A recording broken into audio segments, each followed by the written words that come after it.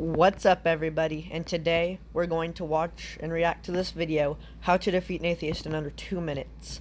And I'm going to undergo whatever challenge there is in this to pretty much combat what he's saying and tell him why he's wrong. But, of course, I'm the kind of atheist that won't, I'll let you actually present your argument, So, instead of, interrupting him, I'm just going to pause the video when something needs to be said about what he's saying, or reaction. So, alright, here we go.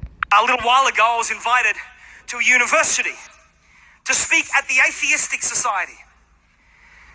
They said, Pastor Barrett, we would like you to come and get involved in a debate with all the atheists. I said, fine. I said, what's the heading? Well, what's the caption? What are we debating on? And they said this, the debate is this, the premise is, there is no God. I said, okay. They said, yeah, the president of the Atheistic Club, he will stand up and he will share for 15 minutes on how there is no God, and then we're going to give you 10 minutes to prove to us that there is a God. I said, bro, I don't need 10, I only need 2 minutes. Okay. He said, come on down. So I went down, I won't tell you which university it was, but I drove to Cambridge, and when I got to Cambridge, I go into this lecture hall, right? And there's, 1,800, 1,000 students there, and the lead atheist, he gets up and he's preaching. And he's spitting, and he's frothing at the mouth, and he's eloquent, he's brilliant. How can any rational person believe that there is a God? You got to be stupid to believe that there is a God, and all these sorts of things, all the things that you've heard. And then they said... Contrary to what he's saying... me personally, I think smart people can believe in God, and I think there's plenty of, actual scientists that do believe in God, and any atheist who says it's irrational or stupid to believe in God is wrong. Anybody can believe what they want to, but that's the same reason I'm here. Alright, let's let this dude continue. And now we're going to get Glenn Barrett, he's going to come up and tell us why there is a God. Have you ever read the verse, led like a lamb to the slaughter? So I get up on stage, and there's boos and hisses and all these sorts of things, and I come up the front, and I just said to the guy, I said, listen, you spoke so eloquently. I said, come and join me on stage. So he came and joined me at the podium at the front there, and I said, you believe there is no God? He said, there is no God. You cannot be a rational person and believe there is a God. I said, okay, help me out with this. I want to show you something. And I drew a circle on a whiteboard like this. I said, this circle... I'm not gonna nitpick this too much, but, that's an oval. Represents knowledge. Everything that could ever be known about any subject fits in there.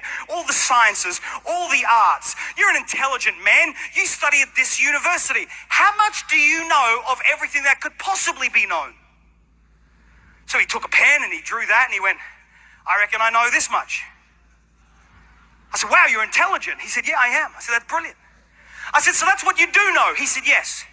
I said, and that's what you don't know? He said, yes. But this does exist, you just haven't discovered it yet. Yes. Therefore, could God not exist in a dimension that you haven't yet discovered? Alright, so here's this is. So... we all saw it. He drew a circle, and he says, this is everything that could be known. So, I'm going to go ahead and point out the obvious fact that that's potential knowledge, and even potential knowledge isn't knowledge until it's known. Therefore, by definition, that's not knowledge. It's only a form of it. And he said he knew that much.